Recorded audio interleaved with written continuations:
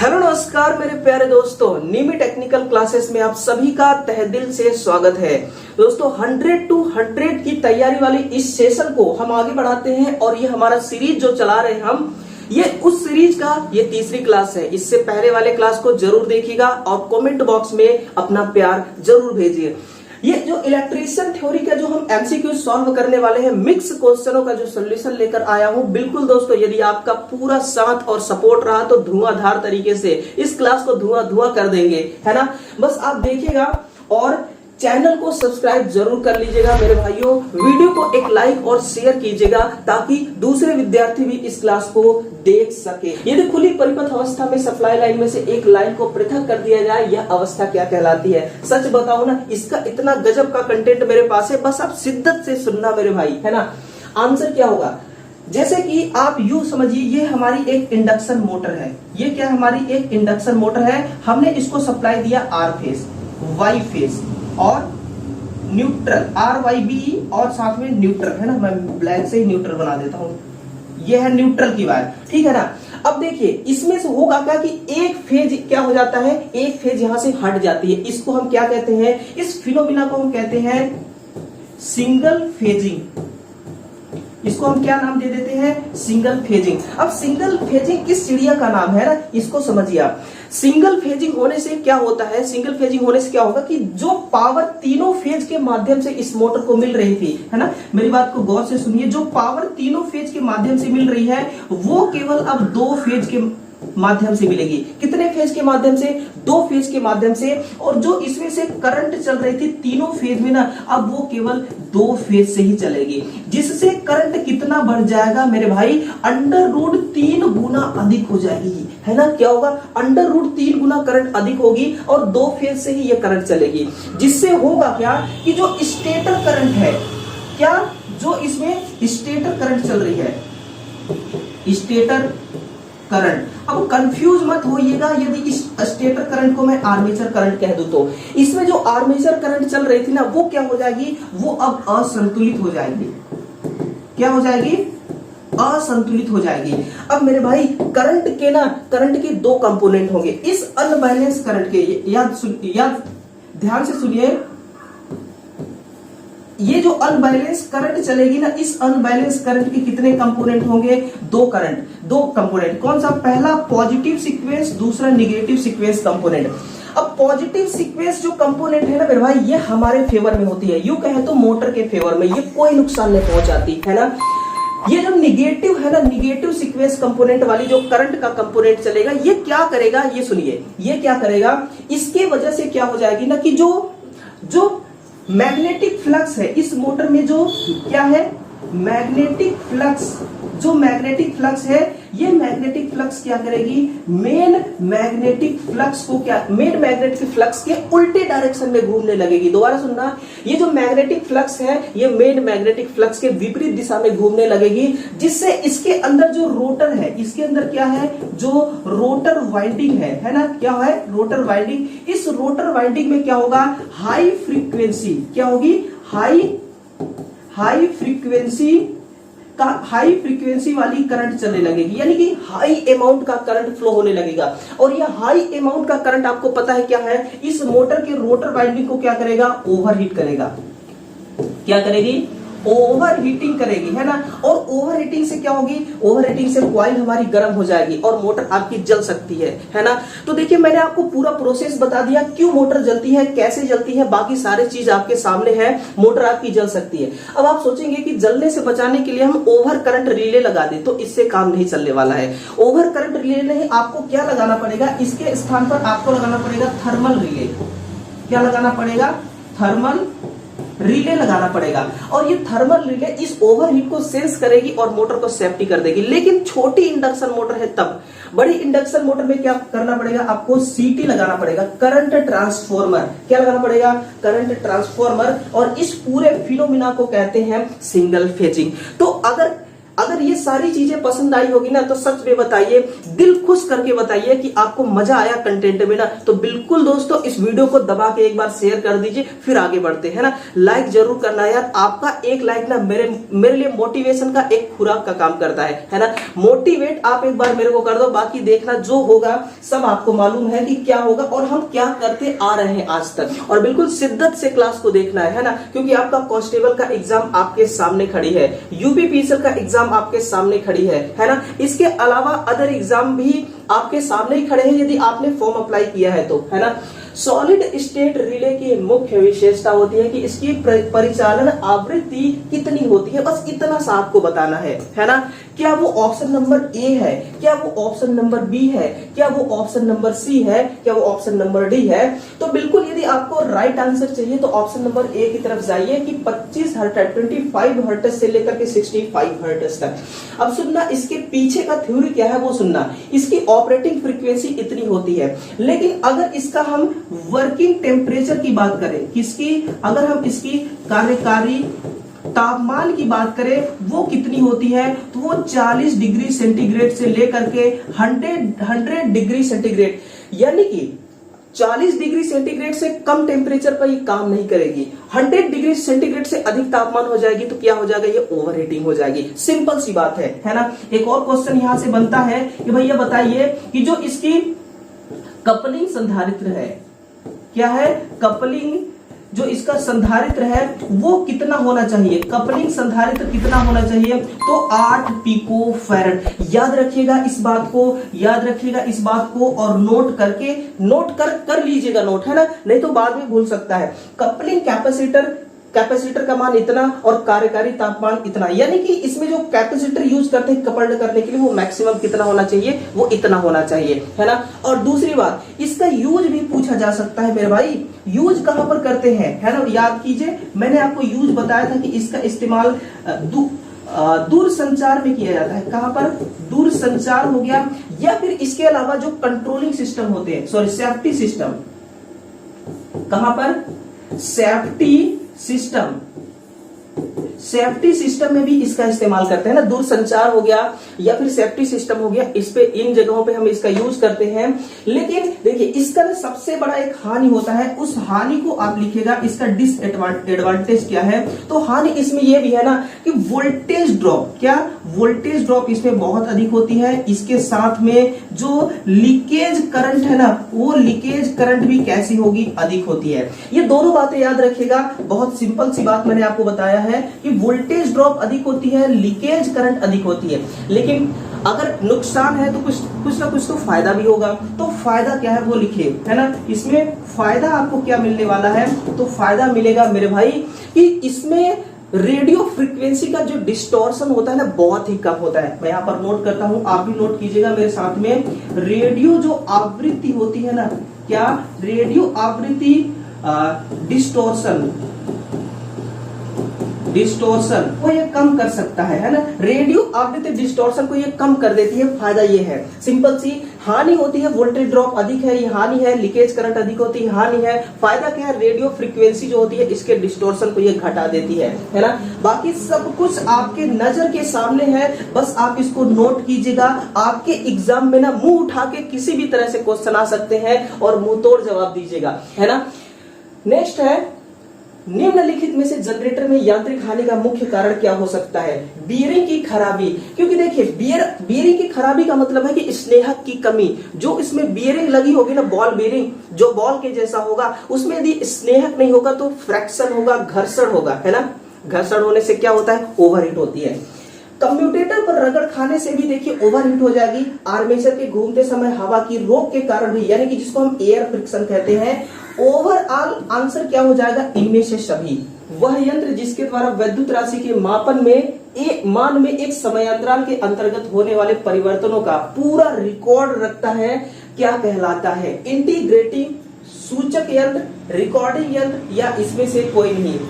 तो आंसर क्या होगा, रिकॉर्डिंग यंत्र। एग्जाम्पल आपको बताऊं तो वोल्ट मीटर, क्या होगा इसका एग्जाम्पल, वोल्ट मीटर, या फिर इसका एग्जाम्पल होगा पावर फैक्टर मीटर। क्या होगी, पावर फैक्टर मीटर।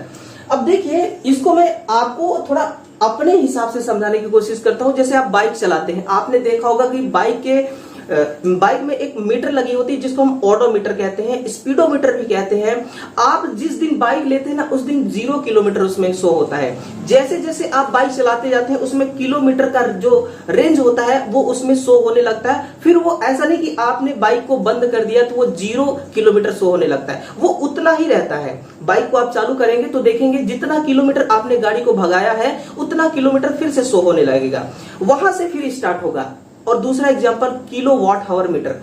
जैसे कि आपने स्टार्टिंग में मीटर लगाया है ना, जिसमें आप बिजली का बिल देते हैं, रीडिंग जो शो करती है, वो आपने मीटर लगाया, वो 0 वाट का, उसमें मतलब कि रीडिंग 0 शो हो रही है ना, यूं समझिए। और जैसे जैसे आप बिजली को यूज करने लगते हैं, रीडिंग दिखाने लगती है ना, और वो रीडिंग यूं ही बढ़ती रहती है, बढ़ती रहती है, बढ़ती रहती है, ठीक है ना।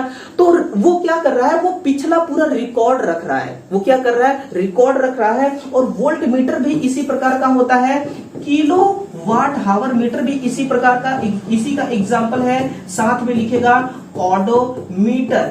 कौन सा मीटर, ऑडोमीटर, या फिर आप लिखिएगा स्पीडोमीटर। कौन सी मीटर, स्पीडोमीटर। वोल्ट मीटर हो गया, PF meter, kilowatt meter, odometer, speedometer, ये सब के सब किसके एग्जाम्पल है भाई साहब, ये रिकॉर्डिंग यंत्र के एग्जाम्पल है। ठीक है सरकार, ध्यान से सुनिएगा। यदि एक स्लिप फेज मोटर की मुख्य और सहायक कुंडली में धारा क्रमशः IM क्या है, मेन करंट, मेन वाइंडिंग की करंट, IS क्या है, स्टार्टिंग वाइंडिंग की करंट, और IM व IS के मध्य कोण थीटा डिग्री हो, तो मोटर में विकसित बलागुण किसके समानुपाती होता है। सिंपल सी कहानी है, याद रखिएगा ऑप्शन नंबर सी को, साइन थीटा। ज्यादा आपको साइंस वाली यहां पर दिमाग नहीं लगाना है ना। रेलवे इंजन में प्रयुक्त यूनिवर्सल मोटर की हार्स पावर कितनी होती है, क्षमता। देखना यार, आपकी जो सिलेबस है ना, सच बताओ ये बहुत पुराना सिलेबस है, लेकिन जो हमारे इंडिया का जो हमारा टेक्नोलॉजी है वो बिल्डअप हो रही है, वो डेवलपमेंट हो रही है ना। और जैसे जैसे डेवलपमेंट होती है, हम सोचते हैं कि कुछ हम ऐसा कर जाएं कि इससे भी बेटर हम ले आए। तो पहले हम यूनिवर्सल मोटर को इस्तेमाल कर रहे थे।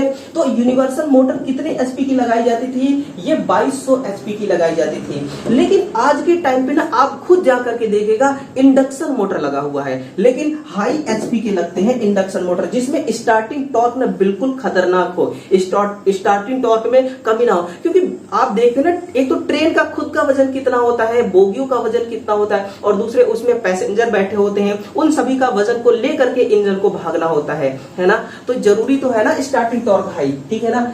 सिंक्रोनस मोटर यदि शून्य भार पर प्रचालित हो और उसमें नगण्य हानियां हो तो क्या होगा। सच बताना, सच बताना आप सभी, ये क्वेश्चन पहली बार आपके सामने आया है ना, पहली बार आया है ना।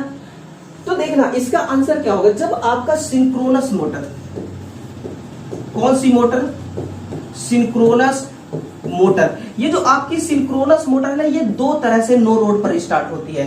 कैसा कैसा, एक जनरेटर की तरह, किसके तरह, जनरेटर की तरह, और एक मोटर की तरह। जनरेटर कहे तो, जनरेटर बोले तो अल्टरनेटर, क्या, अल्टरनेटर, और मोटर बोले तो इंडक्शन मोटर। कौन सी मोटर, इंडक्शन मोटर, है ना। दोनों चीज क्लियर हो गई आपकी। तो ये जो आपकी सिंक्रोनस मोटर है, ये जो आपकी मोटर है, ये नो लोड के केस में, किस केस में, नो लोड के सिचुएशन में ये मोटर की तरह काम करती है और जनरेटर की तरह काम करती है। अब क्वेश्चन किसके बारे में है, शून्य भार तो है भैया, ये मोटर की तरह भी काम कर सकती है, जनरेटर की तरह भी काम कर सकती है, तो ये जनरेटर की तरह काम करेगी, इस पर आधारित ये क्वेश्चन है। देखना जनरेटर क्या जनरेट करती है, बैक ईएमएफ। क्या जनरेट करेगी, बैक ईएमएफ। और जो बस बार है ना, उसमें जो वोल्टेज चल रहा है वो वोल्टेज दोनों एक दूसरे के क्या होते हैं, इक्वल होते हैं, बराबर होते हैं। लेकिन इसमें जो फेज होता है ना, इन दोनों का जो फेज होता है ये कैसा होता है, ये अंतर होते हैं। इसमें क्या होते हैं, अंतर होता है, यानी कि फेज डिफरेंस होता है। कहने का मतलब ये है दोनों वोल्टेज एक समान, दोनों वोल्टेज एक समान होने के कारण इसमें क्या होता है कि जो करंट चलती है, कौन सी करंट, स्टेटर करंट। कौन सी करंट, स्टेटर धारा। जिसको हम आर्मेचर करंट भी कह सकते हैं, ये 0 एम्पियर चलती है। ये क्या चलती है? 0 एम्पियर। तो आंसर क्या है? स्टेटर धारा शून्य होती है। यानी कि जब जनरेटर की तरह नो लोड पर सिंक्रोनस मोटर काम करेगी, उस समय जनरेटर के द्वारा उत्पन्न किया गया बैक ईएमएफ और जो बस बार में वोल्टेज चल रहा है वो वोल्टेज दोनों आपस में इक्वल होते हैं, लेकिन इन दोनों वोल्टेज का जो फेज एंगल होता है वो अलग अलग होता है। लेकिन यहां पर इस पॉइंट को आप नोट करिए कि इन दोनों के बराबर होने के कारण क्या होता है कि स्टेटर करंट 0 एम्पियर पर चलती है। किस पर चलेगी? 0 एम्पियर पर चलती है ना? ओके, ठीक है ना? इसको हम क्या कह सकते हैं? 0 एम्पियर, सॉरी, स्टेटर करंट को हम क्या कर सकते हैं? आर्मेचर करंट भी कह सकते हैं। क्योंकि देखो यार, जो आर्मेचर है ना वो स्टेटर में ही है और जो स्टेटर है वो आर्मेचर का ही बना हुआ है। कहने का मतलब दोनों एक है, चाहे कान को इधर से पकड़ो या इधर से पकड़ो, बात तो सेम ही है ना यार, है ना? जब आर्मेचर चालकों की संख्या 96 और पोलो की संख्या 8, अरे 12 8 96 यार, सीधे ऑप्शन नंबर डी की तरफ। ऐसा क्वेश्चन ना आपका कुछ नहीं बिगाड़ सकते, है ना? आप टेंशन मत लेना। नेक्स्ट है, जेट पंप कितनी गहराई से पानी निकालने में सक्षम है? आपके घर में जेट पंप हो सकता है, सबमर्सिबल पंप, है ना? याद करिए, सबमर्सिबल पंप है ना? ये इंडक्शन मोटर है, ये भी सिंपल सी बात है, इंडक्शन मोटर है, तो भी एग्जांपल समझिए। सबसे पहले जेट पंप किस सिद्धांत पर काम करता है, ये आपके लिए ज्यादा जरूरी है। तो ये वेंचुरी के सिद्धांत पर कार्य करता है। किसके सिद्धांत पर? वेंचुरी के ये सिद्धांत पर ये क्या करती है? कार्य करती है। ये क्या है इसका? ये है इसका वर्किंग प्रिंसिपल। ये क्या है इसका? Working principle. वर्किंग प्रिंसिपल क्या है? वेंचुरी के सिद्धांत पर कार्य करती है। और दूसरी बात, ये कितना 20 फुट से लेकर के 180 फुट 180 फीट तक पानी, 80 फीट तक यदि गहरा है ना पानी, 180 फीट गहराई में पानी है तो भी वो पानी को बाहर खींच खांच के निकाल सकती है। इतना ये पावरफुल है। और दूसरी बात देखिए, ये और कुछ नहीं, इसको हम मोनोब्लॉक मोटर भी कहते हैं। इसको हम मोनोब्लॉक पंप के नाम से भी जानते हैं। आप देखिए, मैं इंग्लिश लिख रहा हूं, हिंदी भी वही होगा, मोनोब्लॉक पंप ही होगा। और ये मोनोब्लॉक पंप नहीं, सॉरी, मोनोब्लॉक पंप जो है ना, ये क्या होती है? परमानेंट कैपेसिटर, स्थायी संधारित्र मोटर, है ना? ये लिखे, स्थायी संधारित्र मोटर। ये मोनोब्लॉक जो पंप है ये स्थायी संधारित्र मोटर है, जो 180 फीट तक की नीचे जो पानी है ना, उस पानी को भी ये बाहर निकाल सकती है। इतना मतलब कार्य करने में सक्षम है। और आज के टाइम पे हर किसी के यहाँ जिसको कहते हैं सबमर्सिबल पंप, बोर, है ना, हर किसी के यहाँ है, ठीक है ना? तो वही चीज है। एक देखिए प्रैक्टिकल क्वेश्चन आया है कि वह कनेक्टर जो अपने ऊपर वातावरणीय कोरोजन की प्रक्रिया होने से रोकती है क्या कहलाती है? Sleeve, ferrule, cable tie, grommet. तो देखना, इसको हम क्या कहते हैं? फेरुल कहते हैं। देखना, फेरुल क्या होता है ना एक्चुअल में, जैसे ये क्या है? एक केबल है। ये क्या है? एक केबल है ना? यहां से यहां तक ये क्या है? इसका चालक है।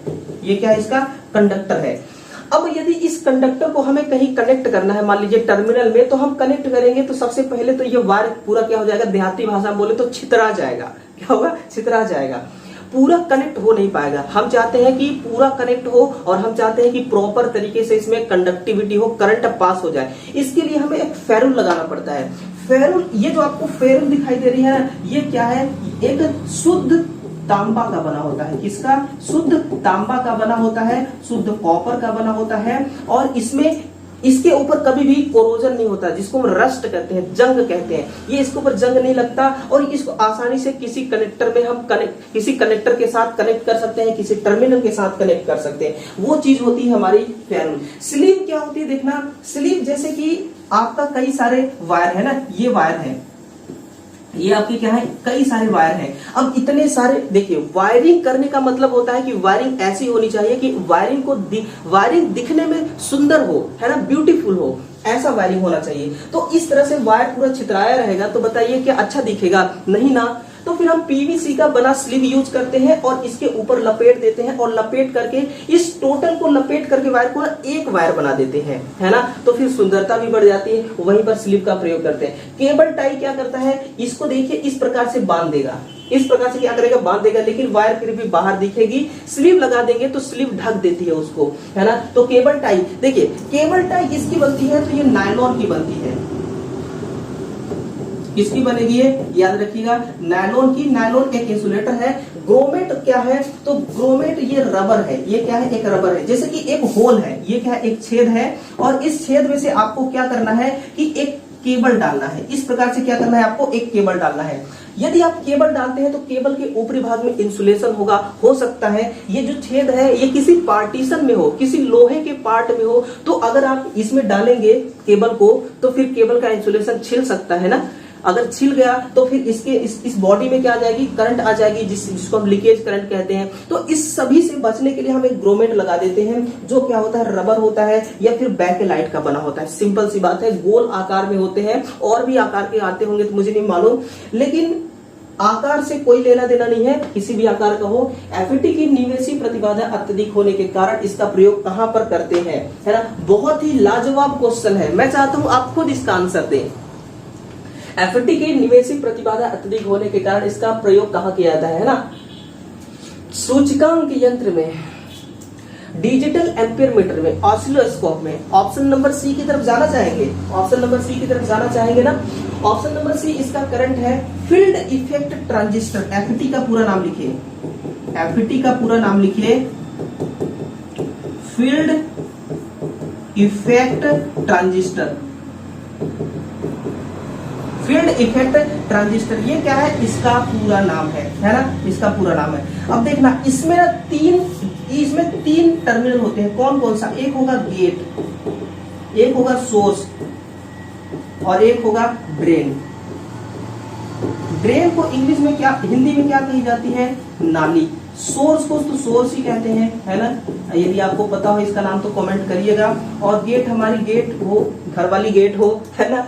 तो देखिए, ये तीन इसमें टर्मिनल होते हैं। अब ध्यान से सुनना आप मेरी बात को। जो गेट होता है ना, इसको हम रिवर्स बायस में रखते हैं। कौन से बायस में रखेंगे? इसको हम रिवर्स में रखते हैं। और रिवर्स में रखने पर, रिवर्स में जब इसको हम रखते हैं ना, उस केस में जब इसमें वोल्टेज अप्लाई करते हैं ना, तो वोल्टेज अप्लाई करने से इसमें से, यानी कि सप्लाई अप्लाई करने से इसमें से धारा का प्रवाह नहीं होना चाहिए। क्यों?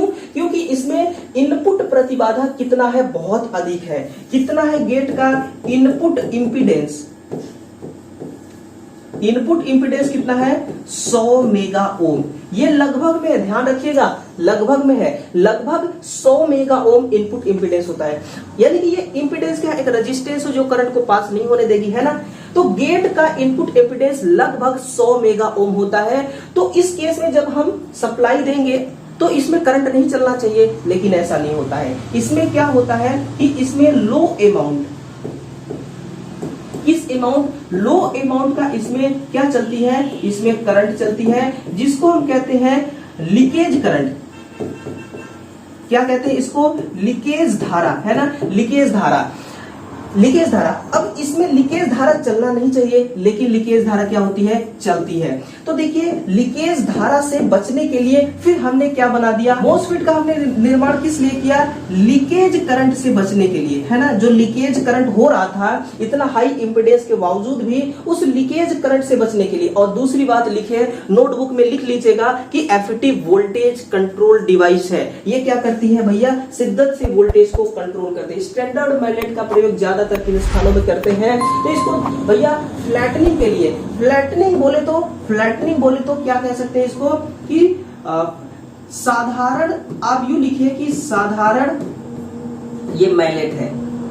किस प्रकार का मैग्नेट है? साधारण मैग्नेट है। और जो चादर आपकी उबड़ खाबड़ होती है ना, यूं समझिए कि जो मुड़ी वो होती है, उसको सीधा अगर करना है आपको ठोक पीट के, तो फ्लैटनिंग का, फ्लैट करना है तो आपको स्टैंडर्ड मैग्नेट का प्रयोग करना पड़ेगा। इसके अलावा यदि आप स्ट्रेचिंग करेंगे तो फिर आपको स्ट्रेचिंग हथौड़ा का प्रयोग करना पड़ेगा। किसका? स्ट्रेचिंग हथौड़ा का प्रयोग करना पड़ेगा, है ना?